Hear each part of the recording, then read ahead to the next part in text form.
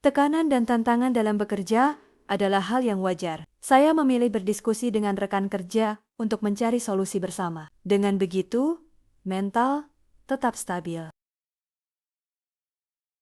Kebiasaan sederhana seperti membuang sampah pada tempatnya juga mencerminkan kesiapan mental. Disiplin terhadap hal kecil menunjukkan tanggung jawab dan kepedulian terhadap lingkungan sekitar. Di luar pekerjaan, saya juga meluangkan waktu untuk berbagi cerita dengan teman. Dengan menjaga keseimbangan antara urusan pribadi dan pekerjaan, pikiran menjadi lebih jernih dan emosi lebih terkontrol. Kesiapan mental pun tetap terjaga dalam menjalankan tugas. Selain itu, ibadah menjadi sarana menjaga ketenangan batin dan pengendalian diri. Ketenangan mental membantu saya tetap bijak dalam mengambil keputusan. Kesiapsiagaan mental menjadi fondasi dalam bela negara. Karena menjaga diri sendiri merupakan dasar dalam menjalankan tanggung jawab kepada negara. Ini lo gimana sih kemarin maksudnya? Oh, jadi ini kan udah ada capnya dan tanda tangannya. Nanti tinggal diketik pakai mesin tik, nama, NIP, dan jabatannya. Nama NIP jabatan? Ada tuh di kertas kosong. Nggak ada kemarin deh, cuma giniannya doang. Ada, itu kan di stempel gitu di peniti. Kalian nggak ada. Ini yang visum kemarin kan terjadi. Nah itu tuh ya udah cap tanda tangan doang kan? Yang harus ada kotaknya itu ya? Iya, itu udah gue minta tolong ke Amanda kok, udah ada harusnya. Kapan lu minta tolongnya? Iya ada waktu itu pas wawancara Atau gini aja, mungkin bisa telepon orang NTB-nya, minta tolong tanya kemarin yang nerima siapa gitu. Ngerepotin nggak sih kan? Tapi udah ada kok harusnya. Iya tapi masalahnya nggak ada. Dan ini coba lu cek. Nggak ada coy. Yaudah, udah telepon aja nggak apa-apa kok. Setahu gue juga orang NTB-nya welcome aja. Nggak apa-apa, ditelepon aja nih. Iya nggak apa-apa. Ya udahlah. Nggak apa-apa ya? Iya nggak apa-apa. Yaudah Gitu deh. aja deh. Yaudah nanti aku telepon deh. Oke. Makasih ya solusinya. Iya. Thank you. Iya. Setiap informasi yang kita kelola adalah tanggung jawab. Satu kelalaian bisa berdampak besar bagi instansi, masyarakat, dan negara.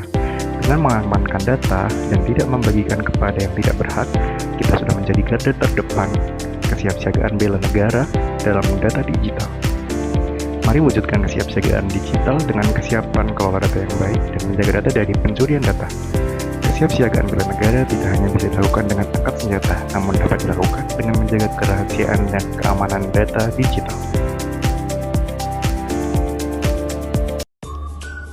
Kesiapsiagaan bela negara bukan hanya tentang mengangkat senjata, berjaga di perbatasan, atau berbaris di bawah terik matahari.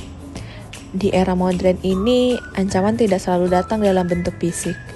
Informasi telah menjadi senjata, pengetahuan adalah kedaulatan.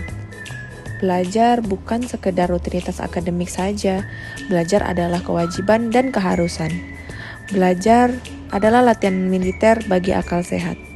Setiap bab yang kita kuasai adalah benteng yang kita bangun untuk melindungi bangsa ini dari kebodohan, dari ketertinggalan, dan dari ketergantungan pada pihak asing. Ketika kita tekun membedah teori yang ada, sesungguhnya kita sedang mempersiapkan diri menghadapi tantangan global. Mau di era sekarang maupun yang akan datang. Ketika kita teliti menyaring data, kita sedang menjaga stabilitas nasional dari serangan hoaks dan disinformasi yang ada. Jika dahulu para pahlawan berperang dengan bambu runcing, maka hari ini kita bersiap dengan kecerdasan, integritas, dan kompetensi. Ayo, jangan lengah, karena musuh paling berbahaya bukanlah selalu yang datang dari luar, melainkan dari dalam diri, yaitu ketidaktahuan dalam diri kita sendiri.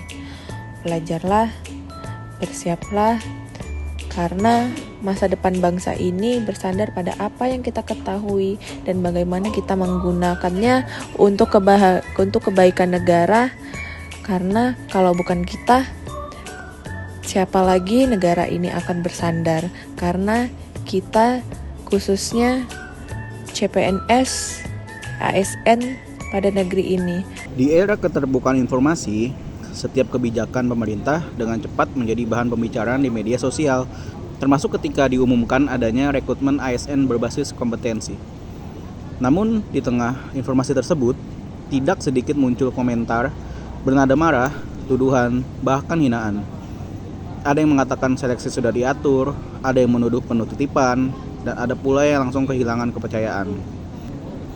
Saya mengerti, mungkin ada rasa kecewa atau keraguan, tapi kalau semua dibalas dengan kemarahan, keadaan hanya akan semakin gaduh. Dan saya memilih untuk menuliskan ini. Sederhana memang, tapi saya percaya kata-kata yang tenang bisa membantu meredakan emosi. Di ruang digital seperti sekarang, menjaga sikap, menjaga etika, dan tidak ikut menyebarkan kebencian adalah bagian dari tanggung jawab kita sebagai warga negara. Karena bela negara bukan hanya tentang hal kasar. Karena bela negara bukan hanya tentang hal besar. Kadang bela negara dimulai dari satu komentar yang menyejukkan.